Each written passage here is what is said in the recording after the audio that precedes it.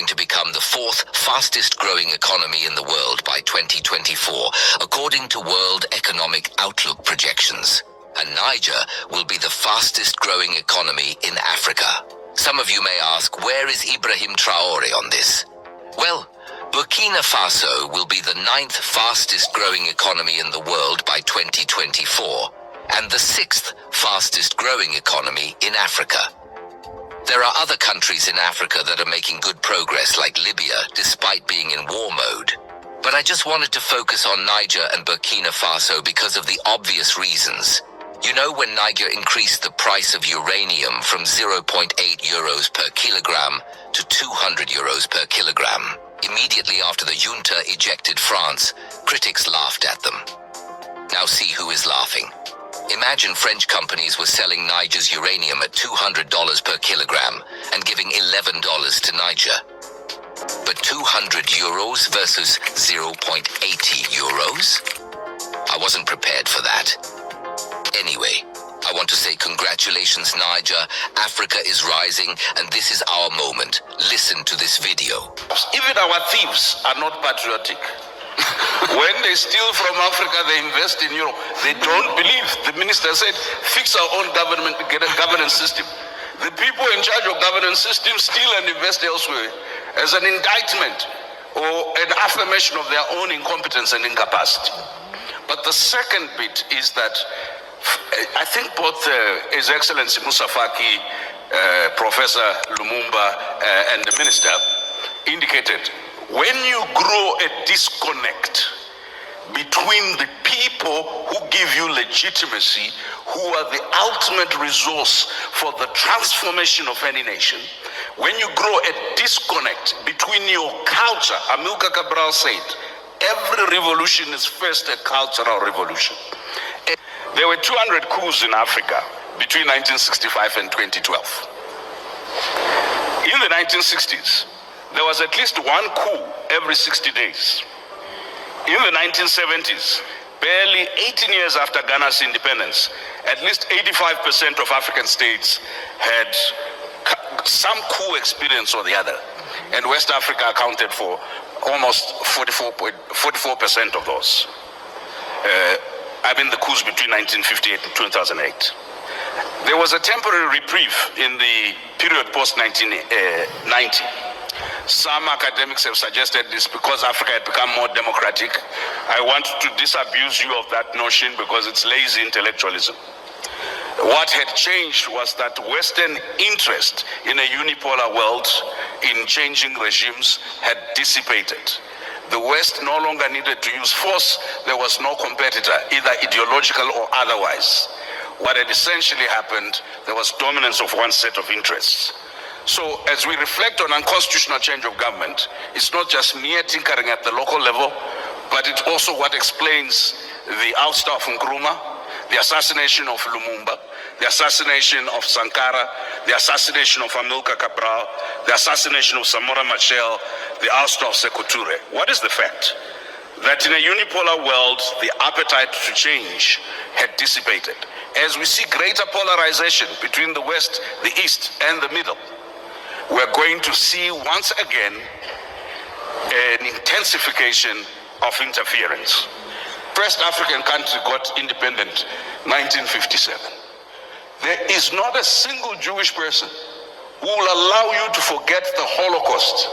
And in fact, there are crimes, not just in Israel, across the world against denial of the Holocaust.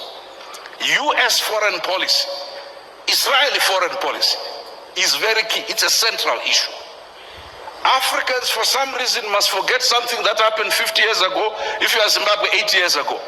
Listen, we must always remind our friends from Europe and elsewhere that slavery was a crime against humanity, as is colonialism and neo-colonialism. That killing Sankara in 1984 because you are opposed to communism and plunging his country into chaos that you are now trying to solve as a problem of poor governance is a shared responsibility. So we will take responsibility for our nakedness, but for goodness sake, a naked emperor cannot lecture us about how to be clothed. And I'll tell you the contradictions. When Europeans first came here, if you come to the south of the continent, ladies did not wear long skirts and they did not cover their top. Then they said, no, that's indecent. So we covered everything, including the head. And then the Europeans have decided to go nude now. Now the dress code in Europe is pre-colonial Africa. And then when our kids try and dress up that way, we say it's an African. We are confused around ownership. So lastly, Chairperson, the taboos.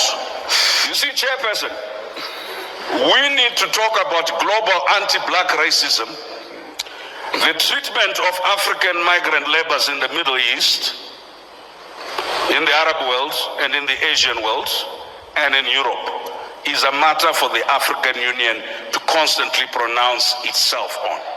And I'm glad, Chairperson, you issued a statement on George Floyd, but I'm waiting for the African Union resolution from last January on reparations. There was a formal policy of the United States government in 2015 for reparations by companies behind the Holocaust. There needs to be, the conversation on reparations is not to be settled by African political elites, right? Today, Zimbabwe is paying back white commercial farmers reparations. But when you talk about any reparations, it's like the black body is not worth repair. What we must do is endure, be resilient, go forward, don't look back, trudge on. But today with the scramble for Africa that PLO was talking about, they will interfere here whether we put in place the right policies or we put in place the good governance. Why? They need the lithium. And if your right policy is not consistent with their green energy transition that they control, they will take you out and they will cause instability. We cannot do it as single countries. We are not uniting because it's the good thing to do. We are not uniting because it's the principled thing to do. If we don't unite, we will perish. If each one of our small countries, as economically unviable as we are, rush in order to prove distinctiveness, I'll tell you what will happen. We will be so fragmented intellectually, politically. Our institutions will have no meaning. Let me end with something more positive. I think Pan-Africanism flavor is alive today. You adults, you only listen when you have had a few glasses of wine to Afrobeat. And of course, you don't like this thing. They're always singing about body parts and so on and so forth. I want to suggest to you, one of the most revolutionary things that the African Union, under the leadership of the chairperson here, has done is to talk about arts, culture, and heritage, not as entertainment, not as add-on, but as part of imagining the future economy, is to talk about the digital, not as part of little things you do, but as part of building the economy. All that's left now is how do we defend African art, culture, and heritage, not only in Africa, but globally. How do we make sure it is the mainstream of AFCFTA along with all the other big things we do? And how do we, in the digital economy, make sure we are not consumers of products that are produced elsewhere and not part of the production chain? If we do that, our Pan-Africanism is economic, our Pan-Africanism is cultural, our Pan-Africanism is intellectual, our Pan-Africanism is also spiritual. Just remember what Chinua Achebe said. We are not the children of Africa. We are the parents of Africa, because the Africa that we want is yet to be born. And we are the ones that history has charged with the responsibility to give birth to the Africa we want. So whatever we are frustrated with respect to the African Union, our responsibility is how do we make the normative frameworks and the institutions work, but how do we build the repository of expertise so that the African Union at any given time has access to the best brains, the best technical expertise in any field on the continent. The intervention in Iraq was couched in very benign terms. The intervention in Libya was couched in benign terms.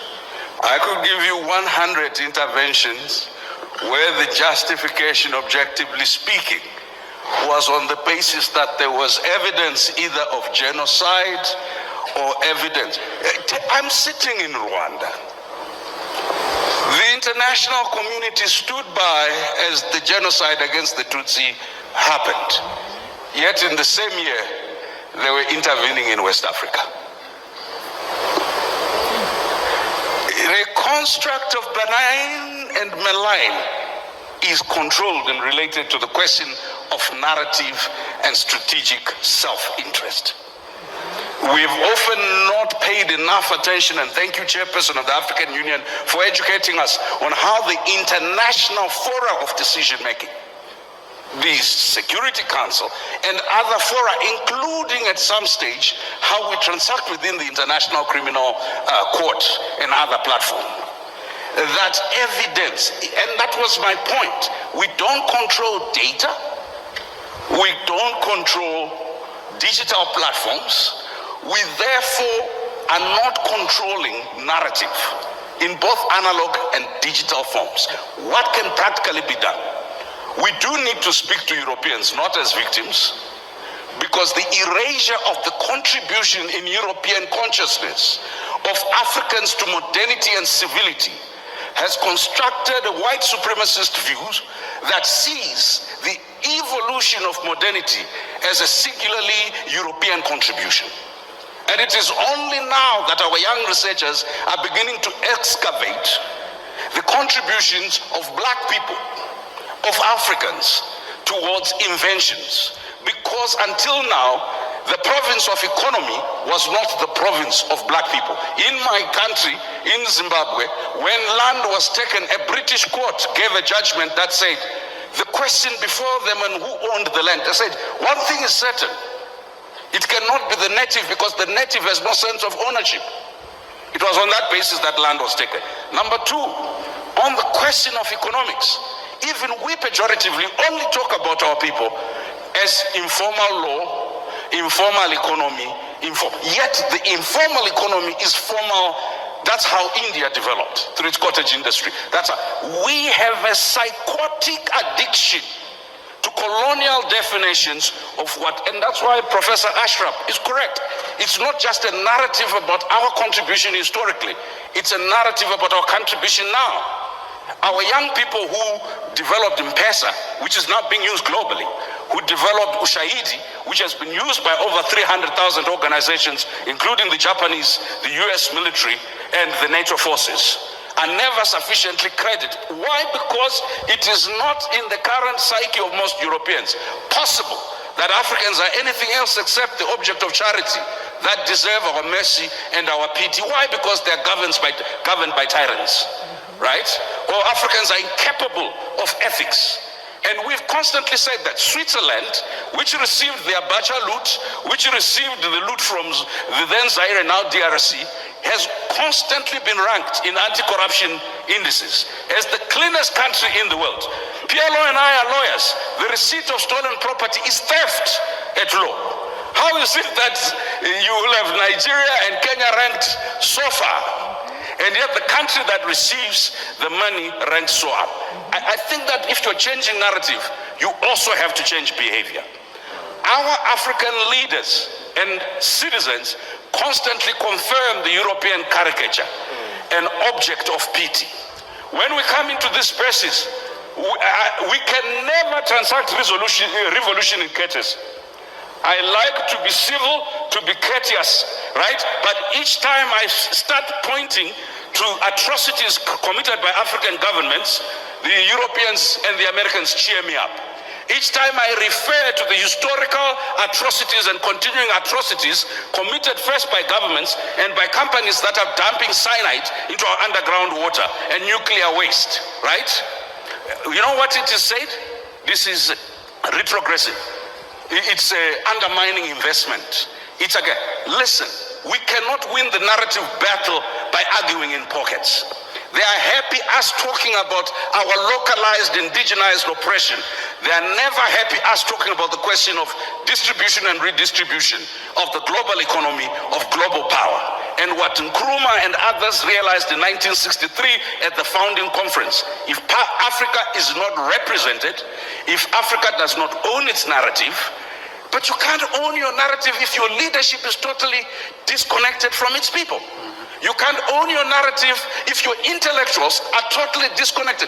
We have underinvested in rural areas and slums where the majority of our people are. In fact, we treat them as security threats and they are over-policed. Number two, we have underinvested in our academic and research institution.